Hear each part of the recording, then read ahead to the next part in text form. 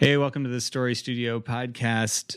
I had something smart ass that I was going to say, but I don't know what it was. Sean was in the middle of just beginning to say something that was going to be really offensive, like right beforehand, and Dave cut him off and said, just hit record. It wasn't offensive. It was a curious... Inappropriate. Inappropriate. That's a much better word. Yes, I don't argue with inappropriate. It was, of course, inappropriate is Austin's blanket term for stuff that he's self-censoring on. Oh, well, he just says, I'm not going to say that. It's inappropriate. No. I mean self-censoring in terms of him consuming like a movie that's, you know, too old for his age or whatever. Got it. Girls One Cup. Right. Yeah, he said that's inappropriate. That is a little inappropriate. What's the most inappropriate thing that you wanted to watch with him that he self-censored himself on? No, it's not like that. It's more like this is way more time than anybody cared about this topic, but it's not that. It's not like I pitch something and he counters it. If I pitch something, then he's like, yeah, sure. Dad vetted it for me. All right, cool. So Dave, do you have anything cool this week? Besides your Beavis laugh. I do like how amused he is every time Sean asks that, as if it's kind of a crazy thing. Like it's a brand new question. He's never considered it before. It's so amusing. Well, I tried to watch the Avengers Infinity War with my son. And tried. Oh, okay. Well, let's go ahead and make it a worst show ever. Yeah, this is gonna.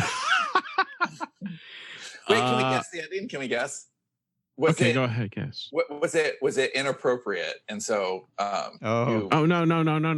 He we watched about 25 minutes. It's like a 92-hour movie.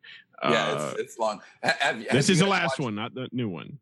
No, I haven't seen the new one. Right, but the last one is still 2.5 hours.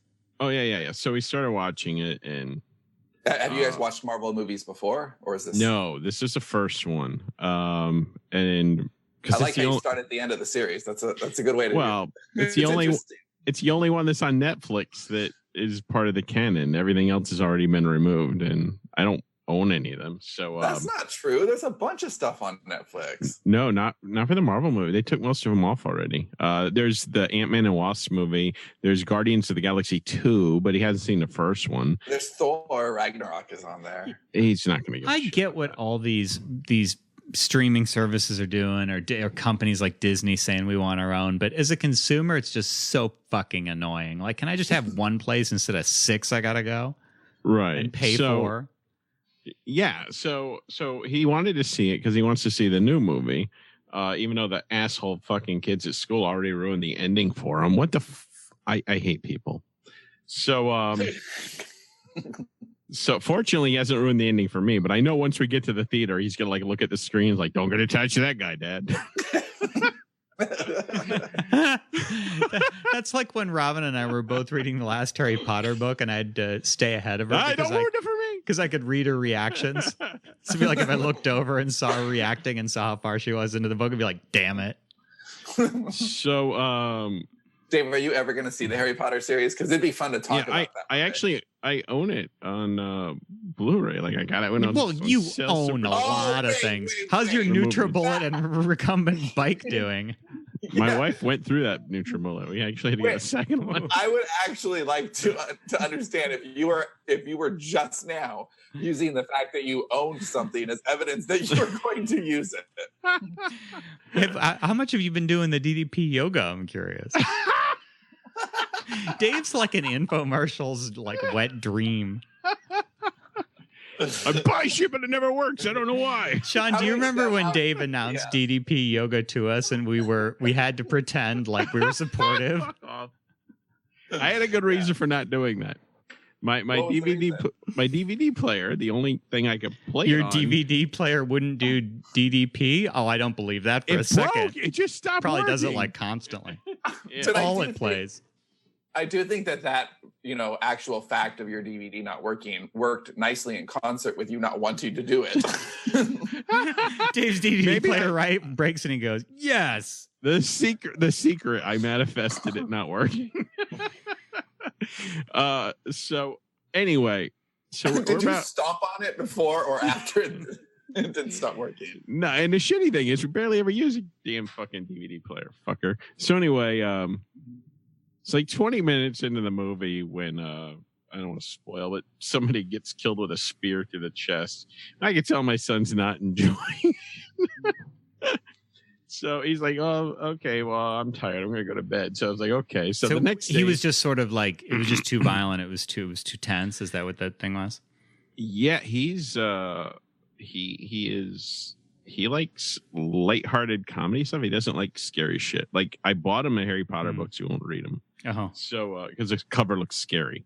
So he's not my son. I'm pretty sure I got to get him. I was just going to say, how do you know that that's like your batter right there? So right. Yeah. So anyway, so we tried watching it the next day. He wanted to watch it the next day. And, we got another 25 minutes into it. And he's like, I'm tired. I'm like, okay, I don't think he wants to watch this. So I don't know. But I'm thinking because at the end, a whole bunch of people disintegrate. Yeah, can I just catch up? So your something cool is you watched the movie with your son that he didn't like. He wanted to watch. Yeah. That's my something. That's the best thing that happened this week. That is something tepid at best. So I watched a movie with my son. It took 2 days. We watched the third of it, and he didn't like it. Yeah, I really haven't done anything else this week except be in absolute misery and broke my chair and my back. So, yeah. Wow. I finished the book. Is that something cool? That could be something cool, except it intrudes on the other part of the episode. Yeah. But I do like I'm thinking age 12, shouldn't he be able to watch this stuff by now? Or am I measuring against myself and I shouldn't do that? I don't know. Well, I think you're applying an objective standard to a subjective issue. Like everybody's different. I agree. Yeah, everybody is different. But yeah, we definitely pushed Ethan, in good ways, I think. And even he's naturally more interested now, which is great. I was driving him home from baseball last night, and we were talking about. I asked him what he wanted to watch tonight because it's movie night, and I was really surprised by his answer, which was Two Girls, One Cup. No, I'm just gonna keep bringing that back. I know, you will. Do you know how Tarantino has released a version of The Hateful Eight for Netflix, which is serialized? Yes, and I'm like, wow, he made it longer. Thanks.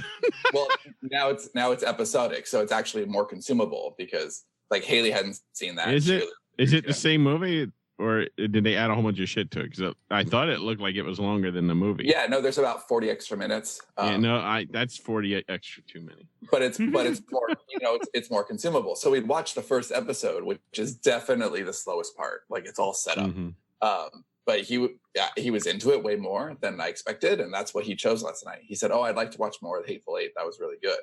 And so I think it's just slow, but if you introduce your children to new things and have conversations about it, I think that's the real thing that makes it work, is talking about what you saw and why it matters. That's pretty cool. I think he'd enjoy. Well, we did see a couple weeks ago. Isn't Homecoming on Netflix? No, that's on Stars. And I don't have that. But the cartoon one that came out, that one's excellent. I got him that for his birthday. And we watched that a few weeks ago and absolutely loved that. And he loved it. That was one of his favorite movies ever. Yeah, that's one of the best movies of last year. Yeah, that was really, really good. Johnny, you have anything cool? Not really. Not really. I will say no. Nothing is good. Wow. Well, nothing unique. I mean, the same things are cool as has been in the past. What still has the rock hard abs. Yeah, what are you watching right now? Robin and I started watching The Crown, which we hadn't. I know it's 2 seasons already. Oh, I haven't seen it. But, I watched the first 10 minutes of the first episode, and then I wasn't in the mood, and we didn't finish the first episode. Yeah, I dig it. It's a lot of the all the real political stuff that happens in the Beam and that sort of thing. There's a lot of that, and that it's really interesting to watch the manipulations and scheming. It's a good show. John Lithgow as Churchill is just amazing. Oh, that sounds great, actually. Yeah. It's tight. It is. Churchill is tight. Yeah. Has anyone done the Screen Rant pitch video or pitch meetings? Is there something cool? Yeah, we did. I just started watching for the first time this week. How did you like them? Well, fucking love it. Well, no, wait a minute, God. Sean. So somebody has or has not? Because you've said it 1,000 times. I don't know if you've done it on the show. No, like a month, 2 months ago, a while. Yeah. But they're funny. So we did something cool. I think it was last week. Not something cool. A pitch meeting. So these pitch meetings, just to catch everybody up, they're on YouTube. It's the Screen Rant YouTube channel. They're by this guy named Ryan George, and they are so funny. They're just, I mean, if you screenwriter guy and Hollywood producer guy, I think. Yeah. So the same guy plays a writer who's pitching a movie, and then the producer who's like asking questions about it. So it could be anything, like The Last Jedi. Or it's very sarcastic. It's really sarcastic, and it's really funny. Tears the movies apart. Yeah, even good movies, and it's just like I don't want to watch it for movies I like, because they did Logan, and I'm like, fuck. They pointed out things in Logan, and like, oh yeah, they're right. But that's it. That's the whole point. Every single story you can unravel it a little bit if you try hard, and that's kind of the point. And they're really fun. But that guy just got in my head so much that like when I was writing this story last week, I had to I just knew I was in a part where Ryan George was just gonna like destroy me. So I had to unravel it, and that was a lot of fun. He now narrates my sexual conquests. I totally. I mean, totally that's basically what I did to you with one of the solutions you had for the last Invasion book, right? I mean, I'm pretty sure that I was like, I basically said in the notes, it was like, so they do this complicated thing, and then they just stand there. Wouldn't that be kind of easy for the aliens to find them? No, it'll be barely an inconvenience, super easy. Barely convenience.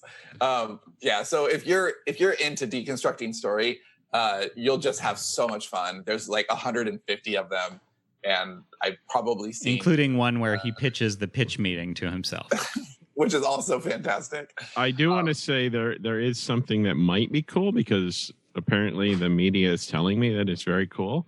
Something may be cool. I like this. I'm going to pitch something may be cool.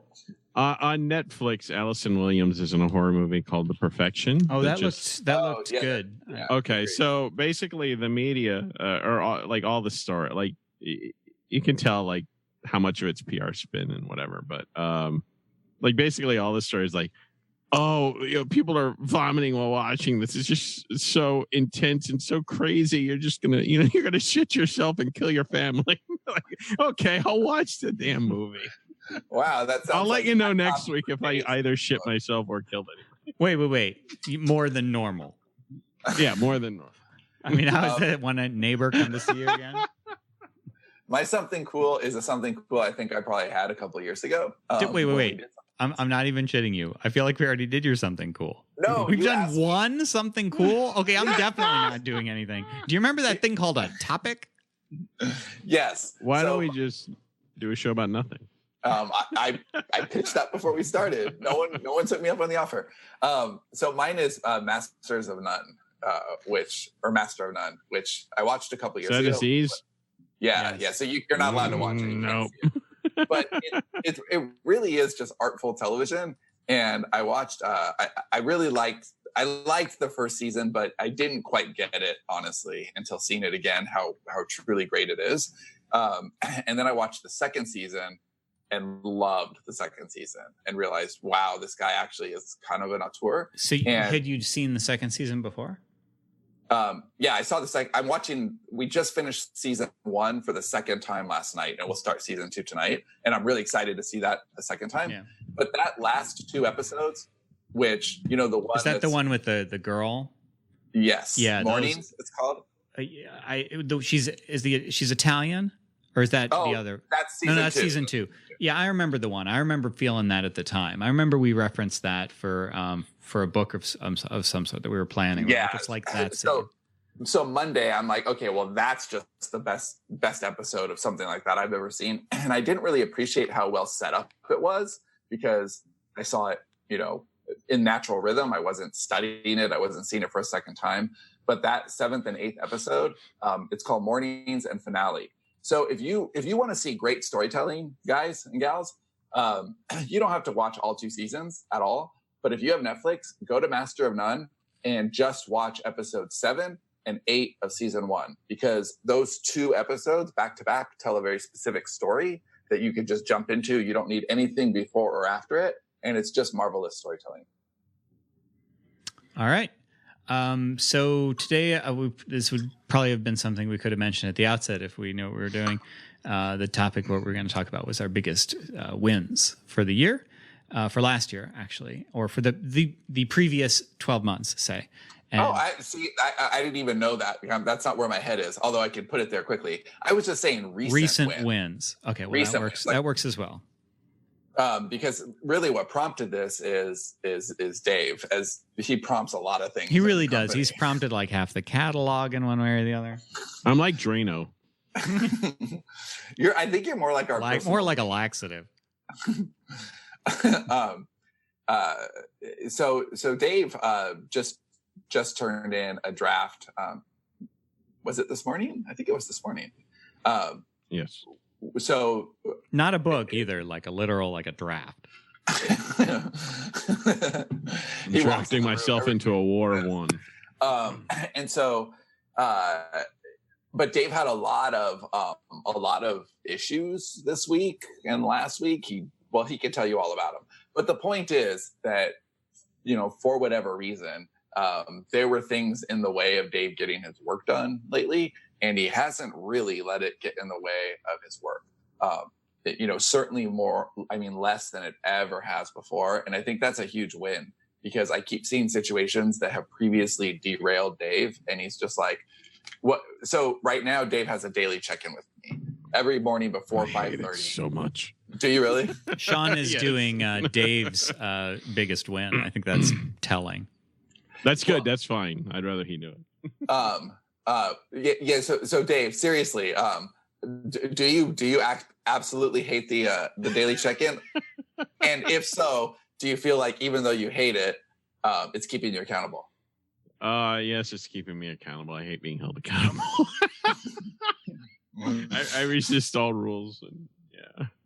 I think it's difficult, like, because before, if there were days where I struggled and I got like 200 words, despite working my ass off, I could make up for it in a day or two or whatever. But sometimes, I get a few of those in a row, and suddenly I'm making up too many words, and then it just became unmanageable. But now, if I only write 200 or 300 words, I just feel like I'm immediately going to get like, well, what happened? We can't let this happen. And like, you're going to fucking jump down my throat. And I'm like, God damn it, I'm only human. Yeah, it's been really good. So here's an example Slack from Dave from this week. Holy shit. Remember how my back's been hurting? And by the way, there's always something. It's a droopy eyelid, a hurt back. Fuck off. My son's beating me in basketball. It's always something. So holy shit, remember how my back's been hurting? Broke my chair today while in it, hit my head and hurt my back even more. Got around 1,500 words and going to bed because I have my son tomorrow.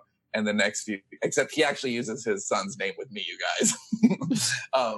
I have redacted tomorrow. And the next few days with redacted in school. Still on it though. So he's like on it, right? I want to know how nervous Dave was to that you were going to forget to redact.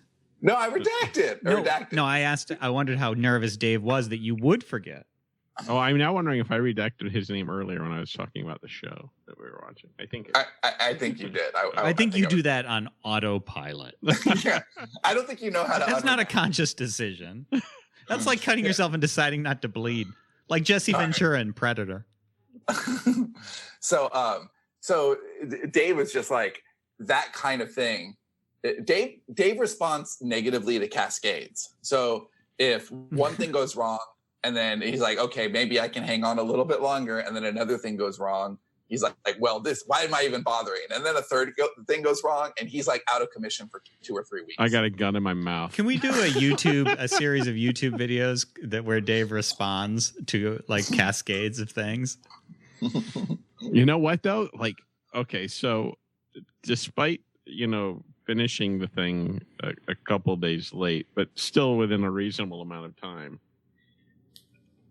There's a part of me that fears like, okay, Dave handled that difficulty, so next time we're just gonna really throw some shit at him. We're gonna fucking throw a tornado. Sure. Dude, no, and I don't want to tempt fate.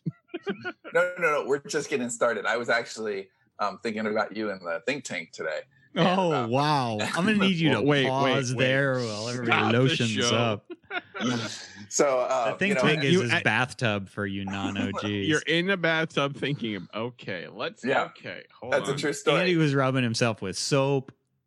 That happened also while in the bathtub. Singing Rubber Ducky, you're the one. I didn't do that. I like to sing gangster rap in the think tank only. Just Warren G hooks or Nate Dogg hooks is what I like to do. Living Gangster's Paradise. That's okay. Let's do more other of this songs by them. than- There's other songs by Warren G and Nate Dogg other than Gangster's Paradise. Gangster's Paradise isn't Warren G and Nate Dogg. Yeah, it is. No, it's not. It's Coolio. No, it's not. Dude, Gangster's Is it? Paradise. Oh, you're right. Okay, they're in it though, aren't they? No, I thought they were. No. Oh, Dude, okay. I went to school in Long Beach. People had. All right, the topic of today's podcast is which artist wrote Warren G for president. I R&B thought they were India. Okay, never mind. Okay, No. so go on. You're thinking of me while in the bathtub. Continue your story. I'm thinking of Hold on, let me get my lotion. Why do you never hear about another bad creation anymore? And you know how we will scale your time, because I know that you're already getting like we're still hovering below the minimum. Like, let's be honest, we're doing better than we've ever done, but we can do better, and we are doing better. And of course, like I love that. For me, it's an ambition. We get you to this level, and we're going to get you up another notch, and that's your biggest fear. Is that you'll have to work a little harder. I'm barely holding on to now. Yeah, that sounds like a soul song. So in all seriousness, like you really have, that is a victory for you. Does it feel like a victory? Oh yeah, I was quite glad to have it done today. And okay, so when you have this victory, what do you like? Give us three reasons for it. We know accountability is one of those things. That's the number one. So right. So at this point, because it is like we've said that we're going to do this accountability thing many, many times. This is the first time I ever actually drew the line, and I'm like, okay, you have to be accountable. Yeah. So after doing it for a couple months now, or however long it's been, do you feel more grateful for it or more resentful for it? And there's not a right answer. I want your honest answer. Oh, I'm not resentful. I mean, obviously, I should. You know, any job you should be held accountable. I get annoyed with myself when something happens and I deliver bad news, and I don't want to do that. And so, yeah. Do you feel like it's making your personal decisions better because you kind of have to? Yeah, it just remains to be seen if the work is any better. So, like, I don't know, like I feel the last week of the story is like, I feel like it's good, but at the same time, like, I'm just going through so much shit. Like, there were times I was writing and I was like fucking hating every second of it. So I don't know if that's going to reflect on the work. Yeah, I'm curious because there's been a lot of times, but I was in pain, and that's why. So, well, you're in pain. I mean, this isn't even a joke question. This is actually a serious question. Yeah. How often what percentage of the time as a guest would you say you are in pain when you write? Either emotional or physical. Oh, emotional, I don't know what percent. Enough. Physical, not like I have, and maybe I don't remember how often I have, but I don't have back pain a lot. I feel like when I do, it's just a couple of days. This is like the longest I've had back pain ever. So I feel like it's been almost a week. I'm not sure. And, you know, breaking my chair added to that. So yeah, that, and it's just a different level of pain this time around. So yeah, but usually, like, I've had back pain, especially like in the summer when my bed fucking sucks. So yeah, I really don't want to talk about back pain for a whole goddamn episode. All right, do you feel like you Let's go back to talking about Marvel heroes or rap artists. Do you feel like do you have any other, that's your big victory, do you have any other smaller victories like in the last month, 2 months? Because I have seen a lot of changes in you. Yeah, I've been walking regularly and actually talking to neighbors What? Yeah, Emergency I know. worst show ever. Although, I don't think I should talk to neighbors because I'm talking to my neighbor the other day, and the first time I've talked to him in a while, and he's like, yeah, he's got cancer and maybe dying, and I was like, okay, I'm glad I saw. Like, oh my god, I feel so awful. What the fuck? So, yeah, wow. Wait for a boil water alert now. There's a story that goes with it, but I'll save that for next time we do our show. Oh, so never, basically. Yeah, why don't you just tell it now? Maybe next week. Maybe next week. You're just lying. Hey, why don't we do like a special episode of SSP that is just worst show ever? No, well, we're already this. I feel like we're there. No, we're already halfway through this episode. Why don't we? But I would. I don't mean this episode. I mean next episode. Well, we could, or we could just make it worst show ever. Yeah, I'd say worst show ever. That's Dave's. Dave can unclench at that point. Okay, so continuing. I thought I answered the question. Was there another? Well, okay, just how do you see everything? How do you see everything working together? And do you see that your like smaller little victories are kind of amassing into a bigger victory and giving you momentum? Yes. I mean, I like hitting my deadlines, and I feel like I like holding up my end of things. I don't like dragging shit down. I need to feel ahead before I actually feel good, and I'm not feeling ahead yet. So yeah, no, I'm actually with you there. I mean, I do feel good. I need to kind of be alive to feel good generally. But I've been trying to feel ahead for a long, long time, and I'm getting close to caught up, and ahead is my next destination. But I do see it as a horizon where like, oh man, now I just feel good about everything. I do like the moments I enjoy the most are like when I finish a deadline and I have another one, but it's a little bit far out, so I can like breathe and like not feel the crushing momentum like bearing down on me mentally.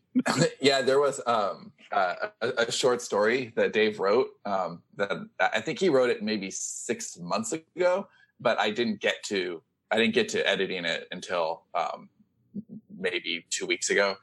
And it was it wasn't a different Dave. It was the Dave I used to know. The Dave I used to know would also. There you go. There it goes. Yeah, it was just so breezy, and it was the easiest edit I'd had from Dave in a long time. And the dialogue was great. The character was like everything about it was just awesome. It was really on point, and you could just feel Dave feeling himself in the story. Like you in your tub. And I slacked him, dude, like this was a real joy. And he said, I actually enjoyed writing that one. I feel like it was more recent that I did that one. I don't remember. It's been in the last couple months. Like, I mean, it's recent for us both. And honestly, part of that comes from like, I'm still struggling with outlines. Like in making it work, like the one I just did, the outline that we did, I saw issues in it that didn't work for me, and I don't ever see it until I'm writing it. And but that's always going to happen. It's how you get through it. I mean, right. And some of it was a struggle because I had to work it out loud and working it out on the fly, so I could still hit my daily word counts, and that was difficult. But when I do a short story, there's no outline. I'm completely free to do whatever I want, and I fly like a bird. Yeah, and also a big fat bird, but yeah. The interesting thing about shorts too is that you can have open loops in there, and you can mention one thing and not come back to it. It just doesn't matter because it's a little contained slice. It doesn't have to be so packaged like a full novel does. Shit, I don't remember where I was going with that. I had a question for you. I remember. All right. That's my victories. Yeah, mine is just for the company in general. We just reached a landmark. We've reached them kind of quickly. It's an exponential sort of a thing. But this week we released 3 books, And I don't think that happens every week, but it happens like every other or every third week. Like we're regularly. Sean, do you know roughly how often that's going to happen for now? Yeah, well, I actually don't without looking at a calendar. But what I can say is that we have, in addition to our big world project and then the individual projects that we have with me and Johnny and me and Dave, and now intersecting in that, me and Bonnie, our first pen name actually, or we have a pen name, and our first project with that pen name drops next Tuesday, which is really exciting because we've been writing for a long time and just having to hold back on a lot of stuff. And so we have several different lines. We have our individual lines that we've had for the last several years between the three of us. We have our big world line, and then we have 2 new pen names dropping, the nonfiction stuff that you guys already know about, and then another sci-fi series that is seasonal that's dropping, every quarter, basically. So 4 times a year, 2 times this year. And so between all of that, that's another 50 books coming out this year still. And that is really just starting now. So basically the stuff that we've spent a year and a half preparing for is now in full motion, and we'll start seeing the results of that almost immediately, which is really, really fun. It's the energy that we, spent to turn the studio in a different direction. We're getting to see the payoff now starting this week. And that's been really awesome to watch. Yeah. So that's, Sean just said what I was going to say. So I'm done. But it's been, the thing is that this is something that's been going on invisibly for a long time. We've alluded to it. We haven't talked about a lot of detail because that'd be project specific and stuff like that. But it's, we've been doing a lot of work and not necessarily publishing for a while. And then for, I don't know how many months, couple months now, 3 months, say, we've been publishing 1 book a week, specifically in the Invasion universe. And then some other projects started again. And it's all that accumulation of stuff. Yeah, we're almost in our 4th month of that. So that's been kind of crazy. So just the fact that it's now, all that, the plan is finally starting to roll out. Like there's been this big infrastructure, like the bottom half of part of an iceberg that you guys haven't seen, that's just been building this up. And so the fact that it's launching now, but it's just a slow, steady tick and of actual results and stuff that we want. But this is going to be like an exponential sort of thing. It's an interesting experiment to consider and be part of, and just kind of cool to see it beginning to happen for real. Yeah, I'll get to my little victories in a moment, but I actually remembered what I wanted to ask Dave, because I think it'll be interesting answer either way. So you're having issues with outlines, right? Because you get to the 2/3 point, something's wrong. Like that just happens. That happened in what I was writing, and how I had to get that done last week, and I was having issues with, this just doesn't make any sense.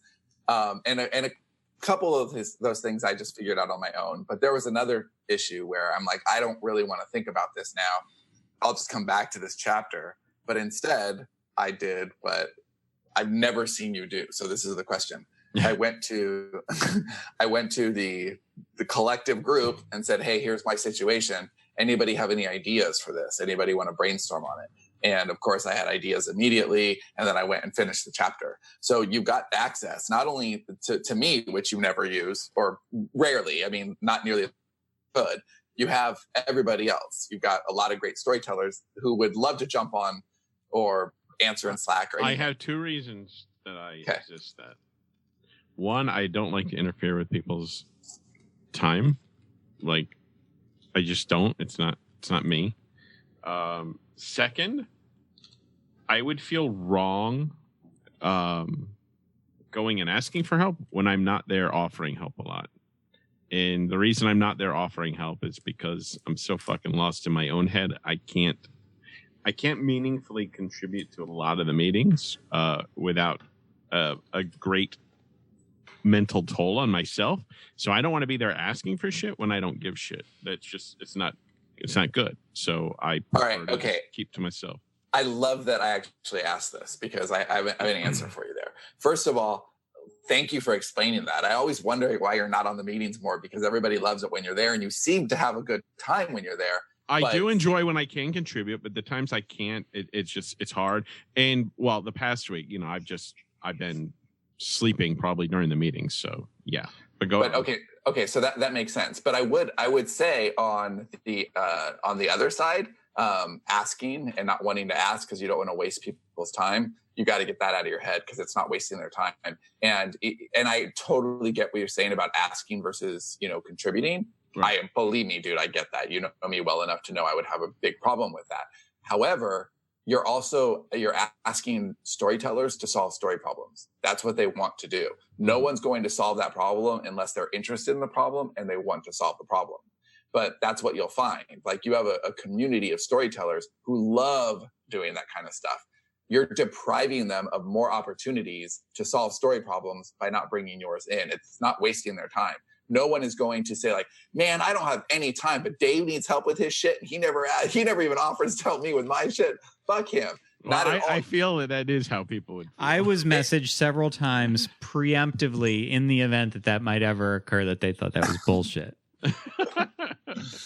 Yeah, dude, you really don't need to put this all on yourself. Now, I think the difference between you and everyone else in the studio is you've been here from the very beginning, so you don't understand the opportunity open to you because it wasn't something you wanted and then came in and like took advantage of, right? Where all the other storytellers we have are like, I want to join a community. I want to collaborate. I want access to this. And so they really take advantage of it.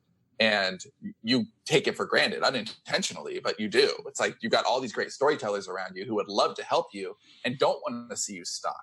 They want to see you, churning through ideas better and getting your head clear so you can participate in a larger way. So next time, our next project, like, let's build that into it. Let's make sure that if you've got issues and you don't want to hold your hand up for me, that you'll do it for, everybody else, or bring your issue to a meeting. Because, dude, everybody would love to like untangle a Dave problem. I mean, how about non-story day problems? Why does everything sound like an excellent song or title of a sitcom? Okay, so my victories. I'll do two. I bet I know what they're going to be. Oh, I want to hear you guess. Okay, are any of them streak related? He's been streaking. Mm-hmm. No, actually, none are. They aren't things you keep streaks on? No, I don't think so. Okay, well then I don't know either of them. I thought you were going to say dictation, figuring out dictation, and you're over a year of writing. Oh, yeah. Well, I've talked about those things a lot. So yeah, I'm really happy with all those things. But these are little victories that I've recently had. And I feel like dictation is something I've nailed. That's a victory I've had already. I think I'm on 200 days of dictation. I've written 2 full books on dictation. I'm very comfortable with it now, but I do have to keep up the momentum, because if there's been a couple of days where I'm like, I don't want to do it. And I just know that the next day I won't do it. And then it'll be a long time before I start dictating again, ladies and gentlemen. But yeah, that and writing, I think writing is, I don't even remember, but it's been over a year. I made it over a year, and 1.34 million words in that year of writing, which is by far and away, like, I never hit numbers like that before. Do you count words before you edit them, or just edited words? No, I count rough draft words on that count. As do I, because that's what you produced. Yeah, that's what I do too. Like I my rough draft words are way higher than my final words, because I wind up taking a bunch of shit out. So yeah, I know what you count. No, the way I count words, and I have a minimum each day of getting 1,000 words in. So, for example, the draft that I just finished was 80,000 words, and it ended up being 80,000 words also as a final. But I added about 4,000 new words and cut a bunch of stuff out. And I kept track of what was new while I was writing, so that, because I'd spent 2 days editing that and I needed to count those words because I wasn't writing new words. So even though I was producing new, because it allowed me to keep my streak and also keep my editing deadlines and not work on too many projects at once, which I'm trying to be better about also, so I can focus more. No, I think my little victories are not at all. They're smaller. They're different. So one is I'm writing in StoryShop now for the first time in 16 months or something like that, longer, which is really cool. I wrote one book in StoryShop and then we converted, and then I've been waiting for it. Why did you stop writing in StoryShop, and why are you back? I stopped writing in StoryShop because it was balls, and it wasn't what I needed it to be. There was a lot of it was a great planning environment, and I planned a lot in it. But when I actually tried to write a book in it, I felt like it was a much better planner than writer. And now, actually, I think it's a better writer than planner. But I think that the gap is closing. And for the first time ever this morning, I actually wrote in it. And more specifically, what I'm more excited about is that I got to write a book that I really wanted to write. Not that I haven't been wanting to write the things that I've been wanting to write, but they are to fill holes in a calendar more. Like, oh, we're developing this pen name, or, oh, we need this for this particular product line, or I need to help Dave with this over here. So it's been very specific. And this is just a story that I really want to write, that I wanted to write for a while. And so I'm getting to write a fun story, and I'm getting to write it in software that we developed, which is, or at least had a hand in. And that's been really fun. That feels like a two-pronged victory. My other little victory is it's kind of personal, but it's also kind of artistic in an odd way. And so a few weeks ago, maybe a month ago, we had a show about therapy through writing, therapy through creation. And I was talking about this really long ass thing that I wrote my dad, that basically just held him accountable on some stuff. And that's been like this. Your dad have morning check-ins? Yes, he does. Every morning it says coffee cup, good morning, coffee cup. And then there's a GIF. That's my daily text from my father. Is he making 2 girls 1 cup references with those coffee cups? I don't know. Do you want me to ask him? I can ask him. Send him the video. I'll just get question marks back. Or actually, I won't. But this has been like a long, ongoing thing ever since I wrote it. Like, it's made a big difference to kind of everybody in my family, except my mom got super, super pissed at me because she thought I was harassing my dad. And then a couple of days ago, I actually called her on it. And I'm like, have you actually read it? And she hadn't, it turned out. So she did. She got to the wedding scene? She did. She totally got. She read a couple of excerpts that my dad showed her rather than reading the whole thing. So well, of course. So anyway, the end of that story is that my parents kind of had to talk to each other, and nothing good can come from that. They had to deal with this. Like, there was that thing. I'm coming back to town, in another month, and it's like a movie. It kind of is. Like, there's so many good stories within this story, but the bottom line is, Dave, do you know this? Do you know this happily? Do you know the end of the story? Have you paid attention to Slack at all, or is this all news to you right now? No, I've been so buried in my story. I peek in every now and then. I see if there's anything, and Okay, all right. I don't know the ending. Go ahead. Okay, so Johnny knows this ending. What do you think the ending to the story is? What do you think has happened? Your parents are getting married. Yeah, pretty much. What? Yes. What? Yes. Yes. Yes. Dave's so heartbroken right now. All right. Yes. So I'll send you guys pictures later because it's unbelievable. So apparently, I'm gonna fight your father for your mother. So apparently, my dad has been going over to my mom's house every day for the last couple of months, and cleaning. And so is that what they're calling it? No, dude, I got pictures of what they're calling the hoarded house. And every day he's taking trash out and cleaning it. And my mom sent me pictures last night of the house cleaned out, and you could see the floor and clean windows, and it's amazing. They're just all the places he's cleaning so they can bang. Dave's gonna start a new party joining Dave's drawings now. And here's here's a text from my sister, which kind of illuminates just some of this. I've been saying for 15 years that they would get back together, but in my mind, it was always out of convenience or necessity. And I think that's how this started, because Pop can't afford rent.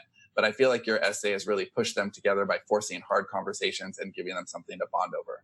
I still think Pop would have moved in, but an angry, begrudging way, and into the back room at first. So Mom really needs to be thanking you. And that's kind of how this happened. Like this thing that nobody wanted to happen. Like my mom and Dad were just furious that I was bringing this to the surface, but there's a really happy ending for all of us. And I'm going to be able to go on vacation next month. I was just going to say that. I'm not going to be able to go to vacation next month because why? I mean, I am going to be able to go to vacation next month. And for the first time, my grandchildren are going to see their grandparents' house, their grandmother's house, and both grandparents will be there. And that's just kind of like special and never, ever, ever not only not happened, but never had a hope of happening. And without, like a emotionally direct and honest piece of writing, it never would have. So I think that we as storytellers have more power than we sometimes realize if we're willing to make ourselves vulnerable and say things that need to be said. Wow, you should write some marriage book. Like How to Win Your Marriage. How to win your marriage. Yeah, how to win other people's marriage. So here, just Dave, this is worth it, and I'll drop it in for you can see later. But one of the things that my mom kept saying, all I wanted my dad to do this whole time is just pick up the phone and call. Like, that's it. Like, just own your shit. Like, that's it. But the hilarious thing over the last couple of weeks is that my dad has a real avoidant personality. He's emotionally lazy, and that's what I'm calling him on. Like, you have to face things in life. And so the hilarious thing is he's been totally ignoring me. And so I'm like sending him texts that No, it actually is super, super hilarious, though. I've seen it really is really funny. So like long, emotional, just explained passage, and then a GIF with this "Good morning," and then another long passage, and several of them punctuated, and then another GIF.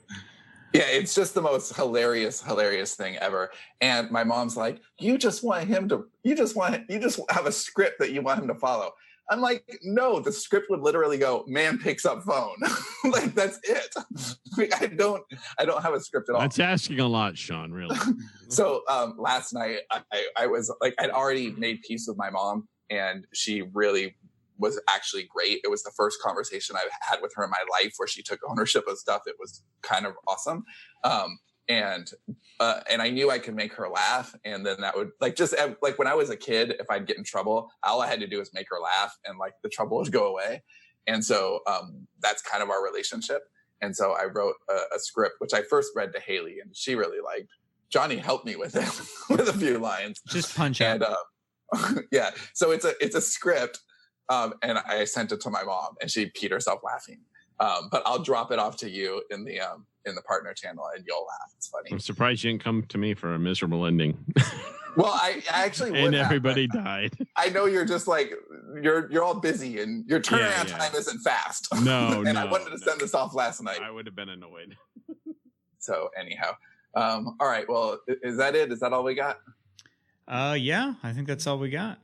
So thanks for listening to the Story Studio podcast, and we'll see you next time. Bye-bye.